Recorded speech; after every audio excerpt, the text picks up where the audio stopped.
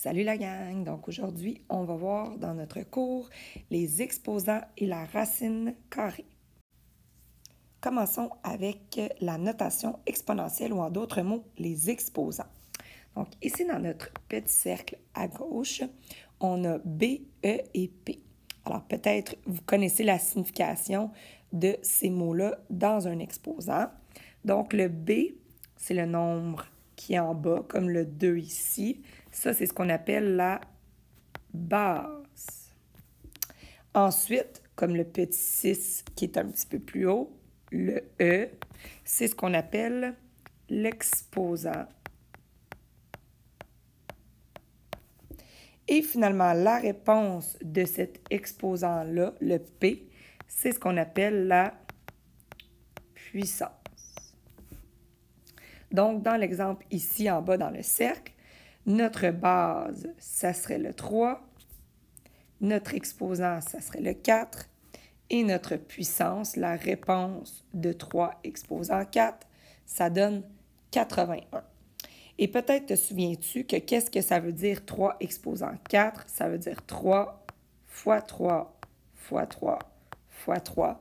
Donc, c'est 3 que l'on multiplie 4 fois. Alors, l'exposant détermine le nombre de fois que tu multiplies la base. Allons faire les petits exemples qui sont ici à la droite. Donc là, l'exposant, c'est une multiplication répétée d'un nombre par lui-même. Donc, 2 exposant 6. Attention à ne pas confondre avec 2 fois 6. 2 exposant 6, c'est 2 fois 2 fois 2 fois 2 fois 2 fois 2. Donc, on multiplie notre 2 6 fois. 2 fois 2, 4. 4 fois 2, 8. 8 fois 2, 16. 16 fois 2, 32. Et 32 fois 2, ça nous donne une puissance de 64. Deuxième exemple. Mon 3 ici est multiplié combien de fois? Il est multiplié 5 fois, donc mon exposant, ça va être 3 exposant 5. Mon 5 n'est pas très beau, je vais le refaire. Donc, 3 exposant 5. Et 3 fois 3, 9. 9 fois 3, 27. 27 fois 3, 81. Et 81 fois 3, 243. Bon, bien évidemment, moi, je connais les réponses mentalement, mais si tu ne les sais pas, tu pourrais très bien venir faire une multiplication à côté. Donc, par exemple, 81 fois 3, et là, tu viendrais faire ta multiplication et tu trouverais ta réponse. Maintenant, ça se corse un petit peu avec les parenthèses. Donc, les parenthèses, on pourra clairement en reparler en classe, mais ils ont vraiment une importance ici. S'il y a une parenthèse et s'il n'y a pas de parenthèse, ça ne donne pas la même réponse. En fait, c'est que ça va donner la même réponse, mais avec un signe différent. Alors, si je commence par le moins 4 à la 2, si les parenthèses sont placées et que le moins est à l'intérieur des parenthèses, comme le moins 4, ça veut dire que l'exposant 2 affecte autant le 4 que le moins. Cela veut dire que le moins va devoir être répété aussi 2 fois, tout comme le 4. Donc, ça va être moins 4 fois moins 4. Parce que le moins est dans la parenthèse. Donc, ici, on fait la multiplication comme on l'a vu depuis le début de l'année. 4 fois 4, ça nous fait 16. Et vu qu'ils sont de même signe, on a 2 moins. La réponse sera plus 16.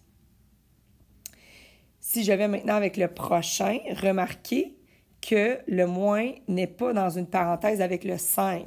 Donc ici, l'exposant affecte seulement que le 5. Donc, c'est seulement le 5 qu'on va répéter 2 fois. Et le moins, on va le rajouter parce que, bien évidemment, il ne doit pas disparaître. Fait que c'est seulement que le 5 qui répète 2 fois. Donc, ici, on va faire 5 fois 5, 25. Et puisqu'ils sont de signe contraire, la réponse sera moins 25. Donc, retiens que si le nombre est le négatif est entre parenthèses, il doit être répété le nombre de fois que l'exposant indique, tout comme le nombre. Par contre, si le moins n'est pas entre parenthèses, Alors là, le moins, il revient qu'une seule fois à l'avant, il n'est pas répété. Petit rappel aussi que tu pourras peut-être travailler dans ton devoir. Qu'est-ce qui arrive quand c'est exposant 0? Qu'est-ce qui arrive quand c'est exposant 1? Donc, lorsque c'est exposant 0, peu importe le nombre que tu as exposant 0, ça va toujours donner 1. 5 exposant 0, 481 exposant 0, n'importe quel nombre exposant 0 donne 1. Et exposant 1, donc 4 exposant 1, 6 exposant 1, 128 exposant 1, n'importe quel nombre exposant 1 va donner lui-même. Donc 4 exposant 1 veut dire que j'ai mon 4 une seule fois et ça donne 4. Et voilà pour les exposants. 2 petits commentaires avant que je passe à la racine carrée. Attention, tu vas voir le mot carré. Hein? Donc, 3 au carré, 6 au carré. Qu'est-ce que ça veut dire quand que je dis, par exemple, 2 au carré? Ça veut dire 2 exposant 2. Donc, 2 fois 2, 4. Donc, attention, quand tu vas voir le mot carré, c'est ce que ça signifie. Tu vas aussi avoir le mot cube. Donc, par exemple, 2 au cube. Qu'est-ce que ça veut dire au cube? Ça veut dire exposant 3. Donc, 2 fois 2 fois 2, ce qui donne 8. Donc, attention à ces 2 petits mots de vocabulaire-là qui seront importants. Qu'est-ce que la racine carrée maintenant? La racine carrée, c'est l'opération inverse de l'exposant 2. Donc, si par exemple, je te dis 6 exposant 2, ça donne 36, bien alors la racine carrée de 36 donnera 6. Fait que si 6 au carré, 6 à la 2, ça donne 36, bien alors la racine carrée de 36 donnera 6. Alors là, la racine carrée, ce que ça fait, c'est que ça te permet de trouver quel nombre fois quel nombre fois lui-même va donner ce nombre-là. Donc, racine carrée de 16, par exemple, tu te demandes quel nombre fois lui-même donne 16. Donc, c'est 4 fois 4 qui donne 16. Donc, c'est ça la racine carrée. Petite liste pour t'aider ici dans le cercle, c'est les carrés parfaits. Donc, pour être capable de faire la racine carrée, il faut que le nombre soit un carré parfait. Par exemple, la racine carrée de 1, ça donne 1. La racine carrée de 4, ça donne 2. La racine carrée de 9, ça donne 3. La racine carrée de 16, ça donne 4. Racine carrée de 25, ça donne 5.